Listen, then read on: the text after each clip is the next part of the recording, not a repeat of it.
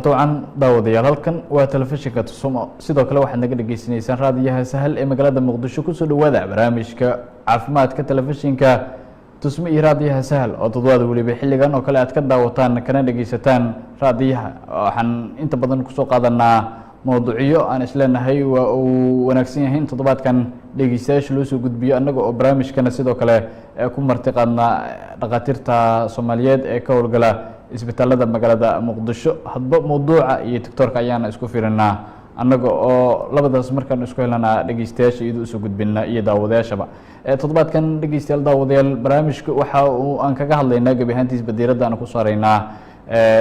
cudurka la yaqaano wadna xanuunka ama heart attack oo kamid ah cudurrada dalka ka jira isla markaana qaybaha bulshada wajaha waxaa barnaamijka toddobaadkan igala qayb galaya mahada ka gaadhay isla markaana cudurkaas aan wax ka weydiin doonaa Dr. Maxamed Abuukar Sheekh Nuur oo Dr. Ayaha loo yaqaano waa bare jaamacadeed oo jaamacadaha Muqdisho ayuu culumta caafimaadka ka bixiya sidoo kalena waxa uu ka mid yahay isbitaalka Soomaalida ama ex-digfir ee magaalada Muqdisho ee imika loo yaqaana Rajab Tayyib Erdogan ayuu holodeynadiisa ka mid yahay doctorka oo halkaas ayaad haddii aad u baahan tahay doctorka aad kala kulmi kartaa anigu Ismaaciil Maxamed Yuusuf ayaa barnaamijka idin soo saaray idalana socodsiinaya dhageystayaal daawadayaal mar kale ku soo dhawaada barnaamijka caafimaadka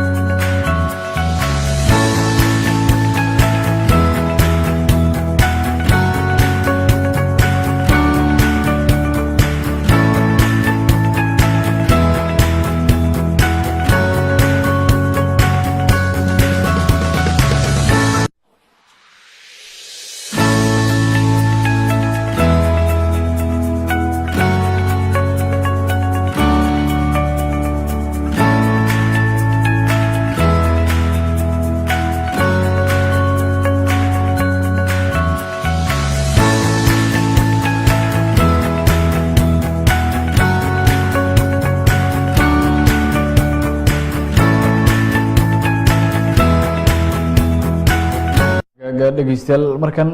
qaybaha hore ee barnaamijka ayaana saaxiibayaal aan guda galina anagoo ugu horeyn doctorku barnaamijka ku soo dhaweynayna intaas kadibna su'aalaha barnaamijka mowduuca inoo xulan toddobaadkan oo ah wadna xanuunka ayaan doctorkiis weydiin doonaa bal marka hore Maxamed Abuukar soo dhawow ku soo dhawow raadiyaha Sahal iyo telefishinka Tusumo ee magaalada Muqdisho Assalaamu calaykum waraxmatullaahi wabarakaatuh marka ugu horeysa waxaan salaamayaa dhammaan bulshada Soomaaliyeed meel walba ay joogaan waxaan aad ugu faraxsanahay in barnaamijkan lagu marti qaado waxaan u mahadcelinayaa si gaar ah Tusumo Media iyo raadiyahaba waxaan leeyahay howl fiican ayaad ummadda u wadaan marka insha Allah taala sidaa ku sii socdo waa masantahay doctor dhageystayaal daawadayaal markan su'aalaha ayaan aadaynaa si toos ah annaga su'aalo muhiim ahna weydiin doona doctorka oo cudurkan wadna xanuunka isagu ku aadan bal ugu horeyn doctor waxaan rabaa inaan bal warbixin aad naga siisid waxa uu yahay wadna xanuunka annaga bulsho waan nahay waxaan maqalnaa wadna xanuun inuu dalka ka jiro qayb bulshada ka mid ahna ay la kulmaan xanuuno ku aadan heart attack waxa afka qalaad lagu yiraahdo ama Soomaaligana wadna xanuunka noqonay bismillaahi raxmaani raxiim markii la isweydiiyo wadna xanuun sida wadna xanuunka macnaha waxaa research lagu sameeyay America marka waxaa la fiiriyay America bulshada degan 3 milyan ka mid ah oo kala in wadna xanuun ay qabaan marka 3 milyan wadna xanuunka qabo waxaa la fiirshay marka 26 second in qof wadna xanuun qabo in isbitaalka yimaado hal daqiiqo walbana qof Amerikaan ah oo qabo wadna xanuun inuu dhinto marka waxaas oo kale waxaa keenay macnaha wadna xanuunkaas badanaa waxaa sababay dhiig karka iyo sokorta marka Soomaalidana dhiig kar iyo sokor ay u badan tahay maadaama dhiig kar sokor ay u badan tahay oo haddana aan ku jirno wadamada hadda soo hormarayo macnaha waxay ka dhigan tahay in bulshada ay u dhamaadeen wadna xanuun marka wadna xanuunkan waxay u baahan tahay in bulshada laga wacyigeliyo wayahay cudurku waxa uu leeyahay waxyaabo sababa oo in bini aadamka ama bulshada uu ku dhaco ay u keena. bal isagoo cudurkan toddobaadkan aan ka hadlayno ee wadna xanuun maxaa sababa? wadna xanuun waxa ugu horeysa macnaha wadnaha wuxuu leeyahay xidid. marka xididkaas wadnaha uu leeyahay wuxuu xididkaas wadnaha uu siiyaa murqihiisa dhiigga wadnaha uu u baahan yahay, nafaqada wadnaha uu u baahan yahay, oxygenka wadnaha uu u baahan yahay. marka xididkaas hadduu xirmo qofku waxaa ku dhici karo wadna xanuun. marka wadna xanuun taasaa la dhahaa macnaha afka qalaad waxaa loo yaqaanaa ischemic heart disease. marka ischemic heart disease waxyaabaha ee badanaa ama cudurkan wadna xanuunka ee sababo waa dhiigkar iyo sokor. qofka hadduu dhiigkar qabo 30% wuxuu halis ugu jiraa in wadna xanuunka noocan uu ku dhaco oo xididka wadnaha uu xidmo. hadduu sokor ku darsadana macnaha waxaa sii kordhayo percentage-ka uu ahaa 30% waxay noqonaysaa 40% ama 50%. waxyaabaha badanaa sababa waxaa ka mid ah muxuu ahaa sida sigaarka oo kale oo sababa xididka ayuu dhaawac gaarsiiyaa. cholesterolka oo kale macnaha xididadaas cholesterolka oo kale macnaha dhiigga ayuu fadhiisinaa kadib wuxuu ku qasbaa xididka macnaha in dhiig uu fadhiisto kadib inuu xirmo. waxyaabaha kale sababa waxaa ka mid ah qofka family ahaan ama macnaha hooyadiisa oo kale qabi jirtay ama aabihiisa ama koogiisa in macnaha dhaxaltooy ahaan uu ku helo. waxyaabaha ugu waaweyn sababka waxaa ka mid ah age-ka oo kale qofka hadduu da' noqdo oo 50 sano uu ka badan yahay ama 60 sano uu ka badan yahay waa ku dhici kartaa. waxyaabaha kale ee ku badan macnaha dadka ku badan waxaa ka mid ah qofka hadduu rag yahay oo kale macnaha dumarka iyo raggana waxay ku badan tahay dadka ragga ku badan tahay. marka ayagana risk factor ayay u jiraan inuu ku dhaco cudurka wadna xanuunka. marka waxyaabaha sababa waa intaas. waayahay waa masantahay doctore weli qeybaha su-aalaha ayaan sii wadaynaa. bal cudur weliba sidaan ognahay waxa uu leeyahay qeybo u kala baxo. bal cudurkan wadna xanuunka sidii mise qeyb ayuu leeyahay? cudurkan wadna xanuunka ischemic heart disease macnaha waxaa loo qaybiyaa 4 nooc oo waaweyn. okay marka 4 nooc marka waxay ku xiran tahay hadba grade-ka uu xididku ka xiran yahay. haddii uu xididku ka xiran yahay 70% waa hal nooc. haddii xididku uu ka xiran yahay 90% nooc kale noqonaya. hadduu xididka total uu xirmo asigana waa hal nooc kale. marka kan afraadna macnaha wuxuu noqonayaa in xididku uu xirmay marka meesha uu ka xirmay murqaha wadnahana inay wada dhintaan asigana waa nooc kale. marka afartaas nooc ayaa loo kala qaybiyaa. marka afarta nooc macnaha muxuu ahaa waxaa loo macnaha afka qalaad waxaa loo yaqaanaa kan koowaad oo ah in xididka 70% uu xirmo waxaa loo yaqaanaa angina. kan labaad macnaha waa xididka wuxuu xiran yahay 90% oo kale waxaa noqonayaa unstable angina. okay kan waxa waa stable angina, kan kale wuxuu noqonayaa unstable angina.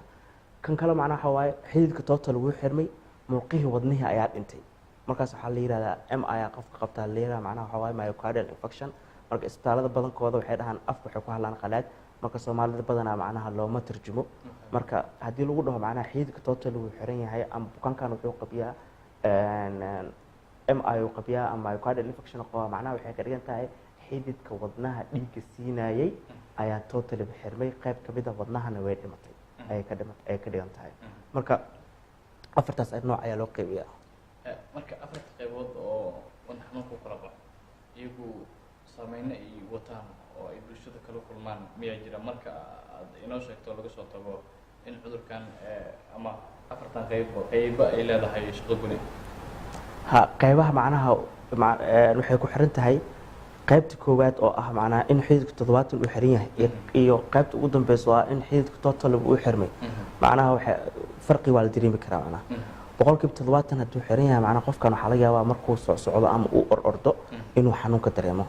laakiin qofka 100% uu xirmay 100% xididkan uu wada xiran yahay qofkaas wuxuu halis ugu jiraa wadnihiisa inuu shaqada gabo kadibna uu dhinto. marka saasay ku kala yihiin. waayahay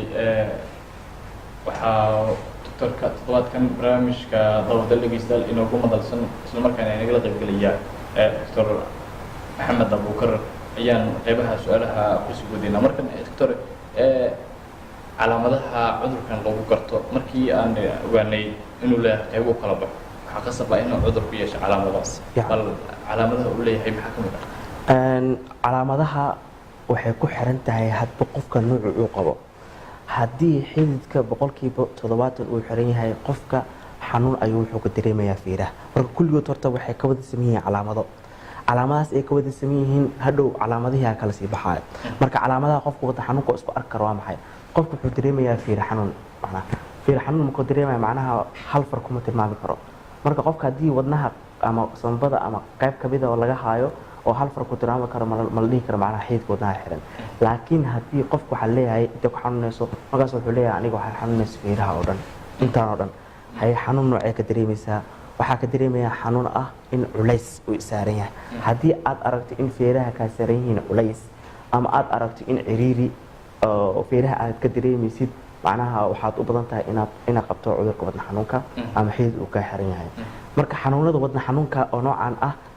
waxaa macnaha lagu arkaa qofka in xanuunka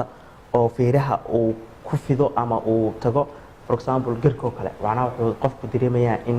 laftan garka ay xanuunayso wuxuu dareemayaa qoorta inay xanuunayso wuxuu kaloo dareemayaa dusha inay xanuunayso wuxuu kaloo dareemayaa gacanta inay xanuunayso macnaha haddii aad isku aragto afartaas calaamadood oo ah ama shantaas calaamadood in xanuunka uu kasoo bilaabanayo feeraha uu garabka aadayo ama gacanta uu aadayo ama qoorta uu aadayo ama garka uu aadayo macnaha waxa waaye 99% waxaa loo la ogaaday in uu yahay cudurka wadna xanuunka qaybta oo macnaha xididka xiran yahay marka siyaadaad weydiisay macnaha maadaama afar nooc loo kala qaybiyay ama noocyadaas loo kala qaybiyay calaamadahan way ku kala duwan yihiin xididka hadduu 70% xiran yahay oo loo yaqaano stable angina qofku waxaa lagu arkaa markuu socdo ama uu orordo ama exercise yar uu sameeyo ama ama gabadho kale markay guriga xaaqdo kale ama odayga ama 60 jirka ah ama markuu adiga wax yar uu socdo markaas qofku wuxuu dareemayaa fiiraha wadna xanuun wuxuu dareemayaa xanuun oo fiiraha ah wuxuu leeyahay xanuunku wuxuu u gudbaa garka wuxuu u gudbaa gacanta wuxuu u gudbaa qoorta marka qofku wuu fadhiisanaa markuu fadhiisto qofkaas uu noosto xanuunku uu diinaa xanuunka hadduu diiyo markaas waxaa waaye qofkaas xididkiisa wuxuu ka xiran yahay 70% marka dhanka kale aan fiirino xididku wuxuu xiran yahay 90% 90% hadduu xirmo macnaha waxaa halis ugu jirtaa xididka inuu total wada xirmo marka 90% hadduu xirmo qofkaas calaamadaha lagu garto waa maxay calaamadihii hadda aan soo sheegay ayaa macnaha wuxuu dheerayaa qofkaas in xanuunka asigoo nasan iyo asigoo socod loo qabto macnaha qofkan waxaa lagu qabanaya xanuunka markuu socdo ama activity yar uu sameeyo laakiin midkan waxaa xanuunka loo qabanaya asoo iska fadhiyo waxa laga wadnaha inuu qabsado oo wadnaha laga haya macnaha markaas waxay ka dhigan tahay xididka sii xirmay 90% sii xirmay okay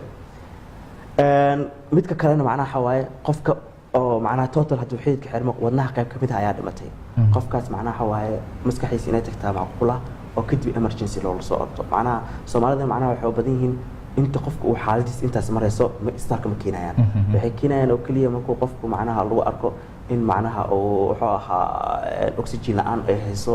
oo wuxuu ahaa fiiraha uu xanuunka dareemayo maskaxiisina ay maqan tahay kadib ay isbitaalka imaanayaan marka xaaladaasna waa xaalad u dambaystaasna waxay keeni kartaa in wadnaha shaqadiisina uu gabo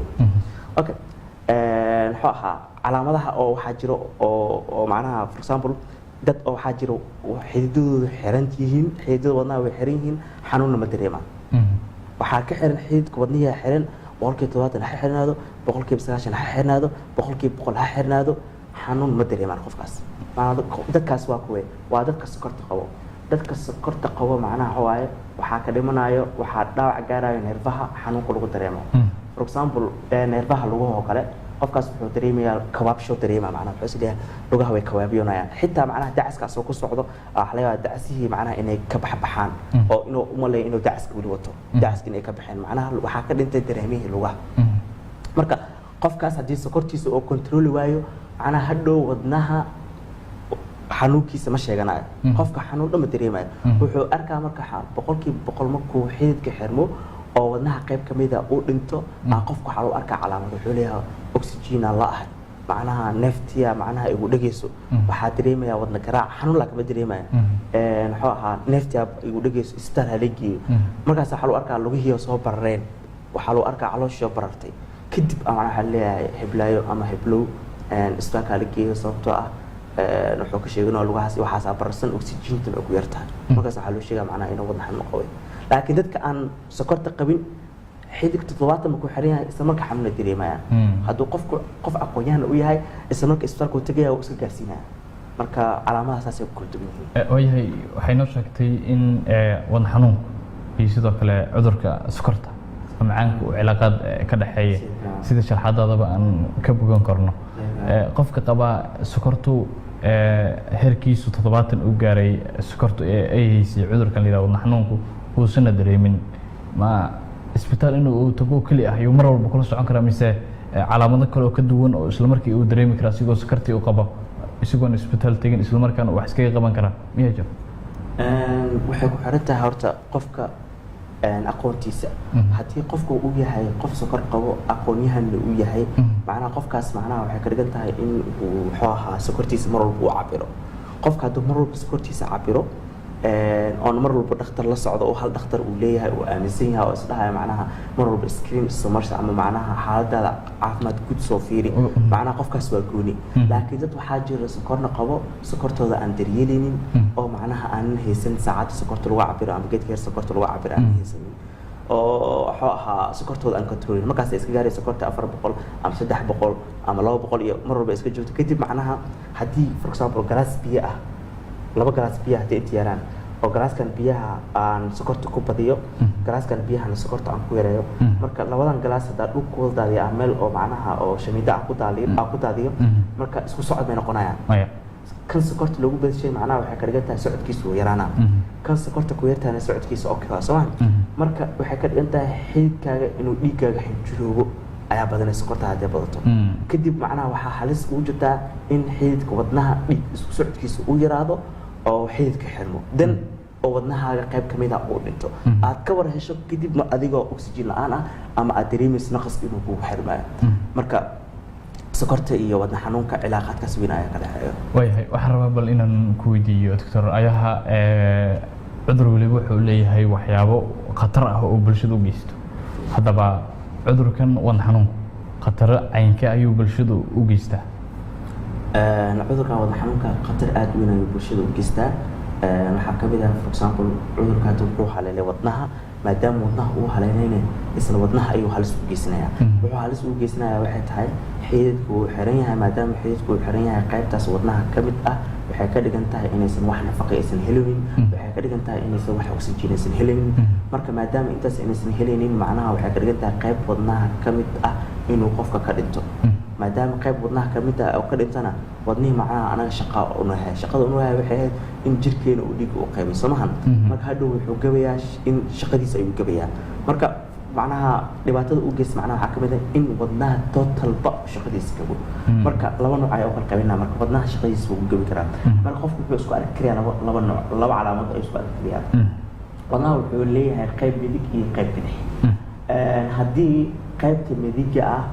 for example oo qofka uu shaqadiisa gabto maxaa loo arkayaa calaamo waxaa loo arkayaa for example qofka inuu lugaha soo bararaan lugu barra ayuu dareemayaa wuxuu dareemayaa qofka in xididada dhunta ay soo weynaadaan wuxuu dareemayaa qofka in caloosha bararto wuxuu keenayaa in beerka u bararo wuxuu keenayaa in bariiraha ay bararaan marka calaamadahaas macnaha waxay ka dhigan tahay qaybta wadnaha ee midig wadnaha waxaa ku qeybna qayb midig iyo qayb bidix soo waxna qaybta midig ayuu qofka ka dhintay marka waxaa jira haddana dad qaybta bidix ka dhimanaya okay xididka hadba meesha uu ka xirmay ay ku xiran tahay qaybta bidix hadduu ka dhinto qofka maxaa loo arkayaa waxaa loo arkayaa qofka in macnaha qufac tiro badan in aad u qufaco labo waxaa loo arkayaa inay neefta ku ceshinto oo dhaho aniga neefta ay ugu ceshin macnaha oxygen la'aan ay hayso saddex waxaa loo arkayaa qofka in macnaha dhiig uu soo matago macnaha aan idhaahda dhiig uu soo qufaco macnaha qufaciisa waxaa soo raacaya marka kale dhiigaa soo raacaya okay calaamadahaas uu isku arkaa markaas waxay ka dhigan tahay marka qofkaas qaybta bidix wadnaha ayaa ka dhintay. calaamada waxaa jirta oo habeenka qof lagu arko wuxuu isku arkaa qofka habeenka markuu jiifo in neefta ay kusoo ceshinto markaas waxaa loo yaqaanaa proximal nocturnal dyspnea macnaha waxa waaye qofka wuu jiifaa